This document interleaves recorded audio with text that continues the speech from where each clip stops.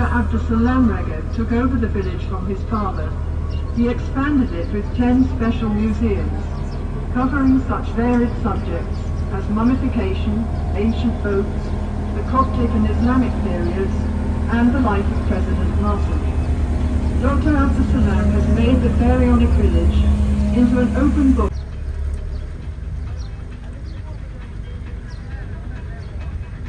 Between the trees is a statue of the Roman god Milos, the personification of the ancient times.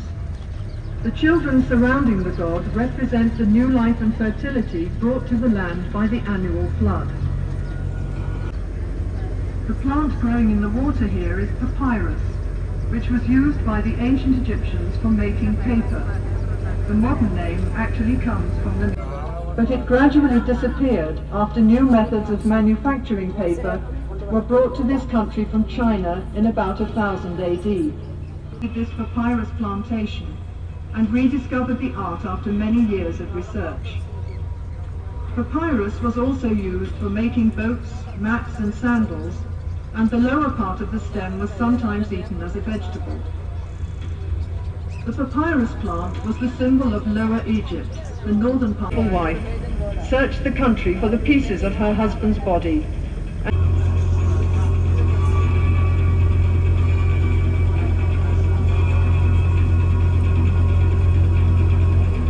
Isis, the sister and wife of Osiris, has her son Horus on her knee. Isis was worshipped all over Egypt as a mother goddess who typified the faithful wife and devoted mother. In the early centuries AD, the cult of Isis was taken to Europe by Roman soldiers who had served in Egypt. The most part of the ancient city of Thebes, where Luxor stands today. He first came to prominence in the Middle Kingdom around 1900 BC, and during the New Kingdom from 1550 onwards became the king of the gods. Because he was the god of the Theban kings who drove out the Hyksos, the Asiatic rulers who had ruled Egypt for 150 years. The largest ancient temple in the world, the Great Temple of Karnak in Luxor, was dedicated to the god Ammon. These weeping willow trees helped to create the ancient Egyptian atmosphere and screen the village from its modern surroundings.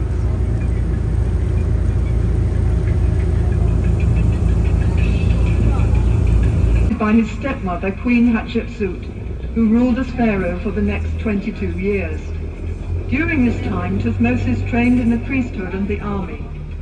As pharaoh, he carried out 17 military campaigns.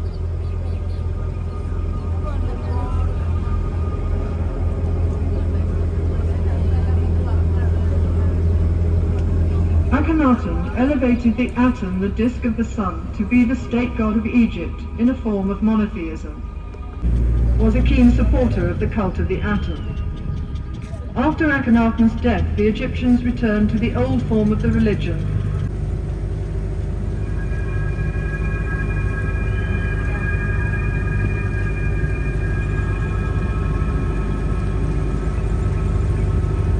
Ramesses II had one of the longest reigns in ancient. 16 years later, the king signed a peace treaty with the Hittite leader Hattusilus II, which was the first recorded peace treaty in world history.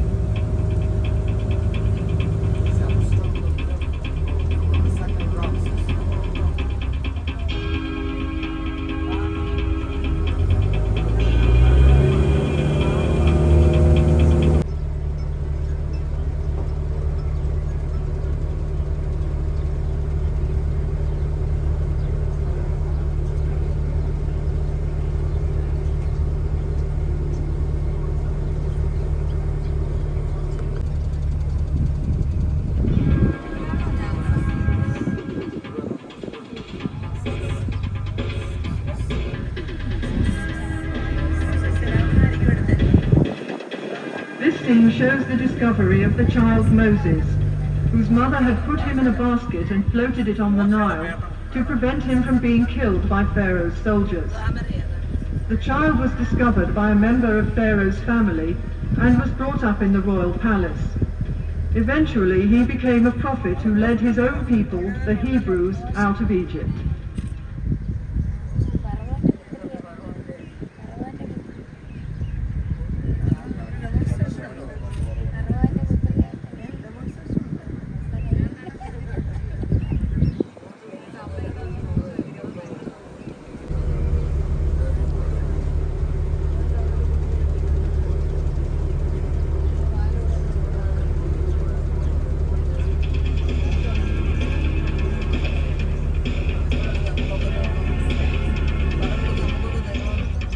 The grotesque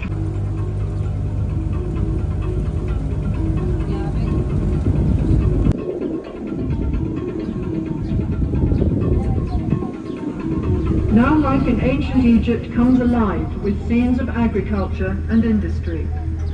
The nobleman and his wife are enjoying the fresh air in their garden pavilion. They are playing a game called senet, a game for 2 players, a form of which is still played in Egypt today. Ploughing is the first operation in preparing the land for cultivation, and here we see the ploughman with his team and the simple wooden plough. After ploughing, the heavy clods of soil are broken up with a hoe, and then furrows are made with the broad-bladed mattock. The sower scatters the seed from a small bag or basket, and sheep follow the sower to press the seed into the tough soil with their feet.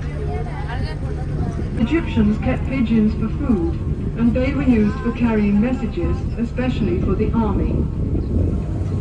The fields are irrigated by means of the shadoof, which work it at one end of a long pole and a heavy stone as a counterweight.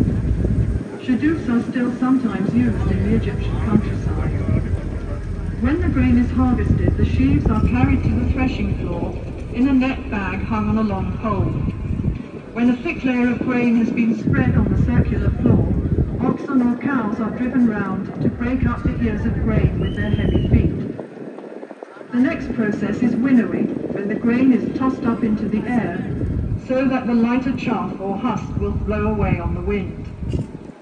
The grain is then taken to be stored in the silos. The scribe makes a careful record of all the grain which is being stored. This was important for taxation purposes, as there was no money in Egypt in Pharaonic times.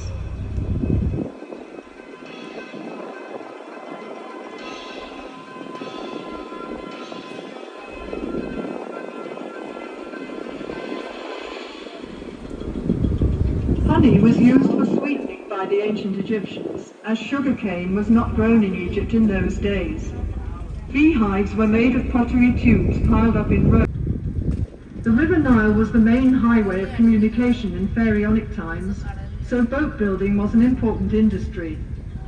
Small boats were made of bundles of papyrus tied together with ropes. Such boats were used for short journeys and for fishing or hunting trips. Larger boats were made of wood, usually cedar wood imported from Lebanon. Wooden boats were pegged together with dowels and sewn together with ropes, as can be seen in the cross-section on the bank. When the boat was put into the water, the wood expanded and the rope shrank, so the boat became completely watertight.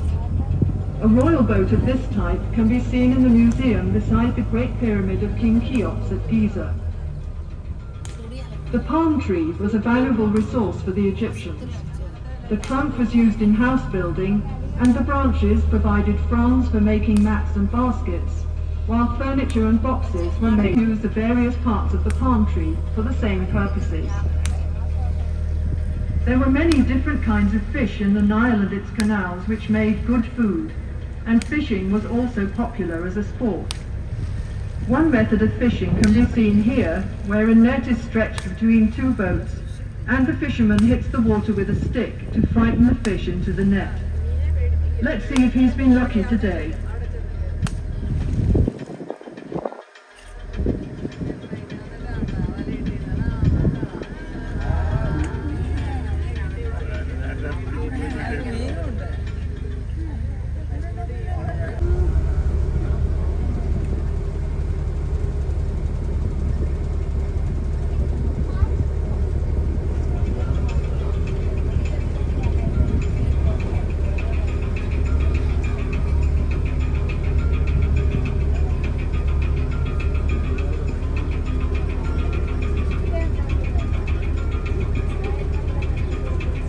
Next there are demonstrations of some industries and crafts, the first of which is brick making. The material used, paste is put into a wooden mould and the bricks are then simply left to dry in the sun. As there is little heavy rain in Egypt, these mud bricks can last for centuries. The houses of the ancient Egyptians, even the palaces of the pharaohs, Glassmaking was introduced into Egypt after the military campaigns of Thutmose III about 1450 BC, when captive glassmakers were brought here from Syria. Glass was used for making beads, inlays, amulets and small vessels, which were formed around a core as glass.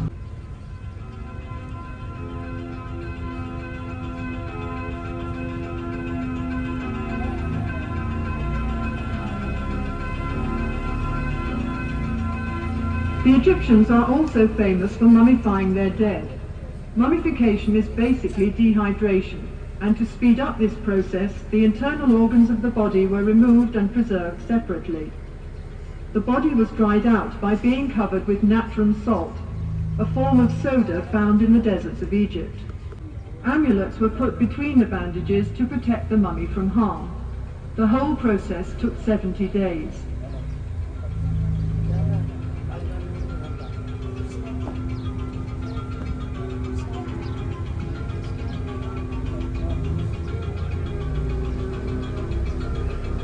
Pottery making is one of the oldest crafts in Egypt, dating back to about 6000 BC. The clay. This scene shows the different stages in decorating a stone wall. First of all, the surface is leveled, then smoothed and polished with a piece of hard stone. Grid lines are marked in red on the prepared surface to ensure accurate enlargements of the original drawings. The artist copies the outline onto the wall, working from the sketch made by the chief artist on a small slab of stone or a piece of papyrus, carved in the quarry where the stone for them was cut. First of all, the block of stone is separated from the rock face by hammering wooden wedges into holes cut in the rock. The wedges are soaked with water, and as the wood expands, the block breaks away. After the stone has been smoothed and polished, the profile of the work is outlined on one side, and then the sculptor carves out the figure, rounding it off first on the front and then on the back.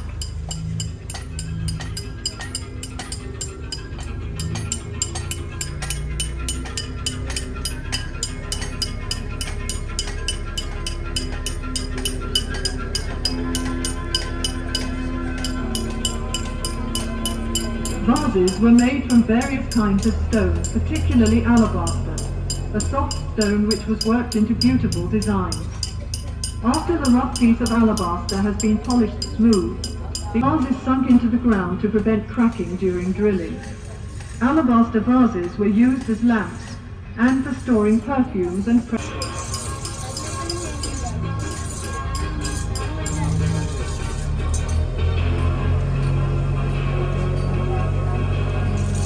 The tools of the carpenter and joiner were made of copper, wood and bronze. On the left, a man is sawing a log of wood into planks. Was well equipped at all times. Weapons included bows and arrows, swords, battle axes and spears, as well as shields and throw sticks. The horse-drawn war chariot was introduced into Egypt by the Hyksos from Western Asia around 7.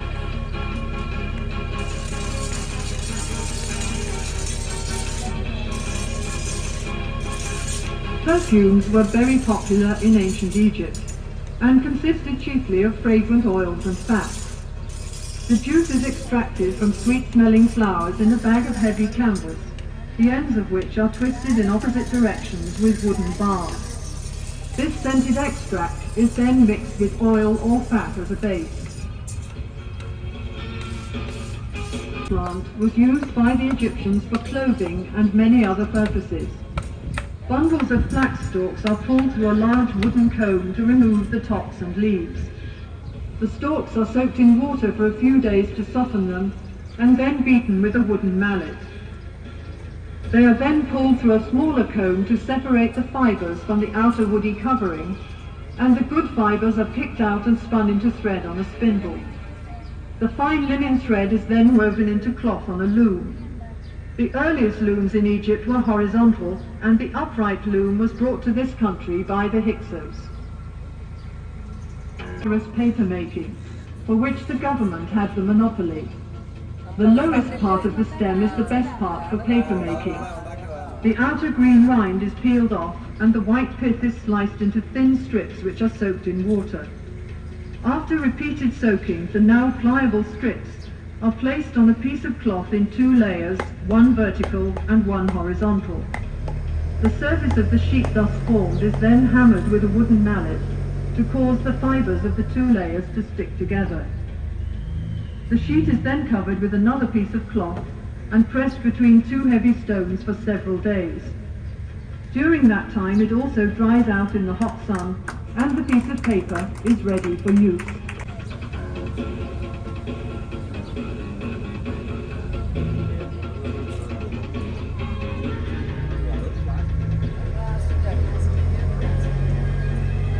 Good wine was appreciated in Pharaonic times, and this scene shows the method of winemaking.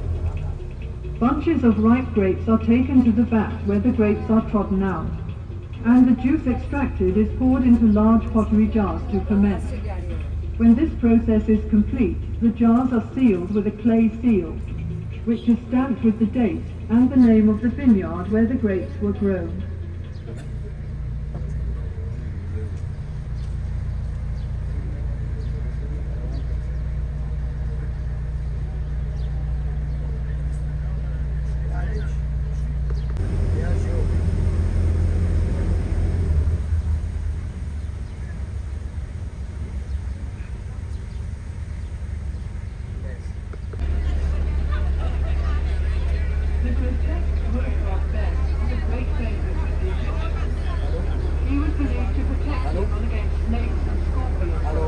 And was particularly regarded as a patron of women in childbirth. In general, this was the god of pleasure and enjoyment of every kind.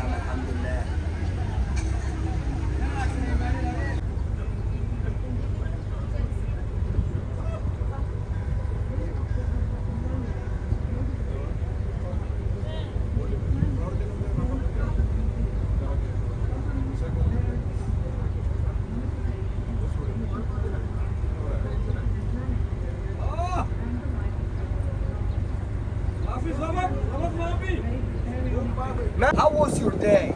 It was good. Yeah? Yeah, enjoy. Always enjoy? This was great. Really? Everything's come good? Thanks God. We like the trip like this, sit down and relax. Yeah. Actually, we'll continue the same trip because when it allowed for the Egyptian people to travel from Israel. Oh, really? After 45 each. Okay. When you have 45, you can travel. But if you have a business or you have it like Sinai is free area for the Israeli people, you can stay and work there. Only in Sinai. But when cross, We can get it from airport. yeah, when you arrive, you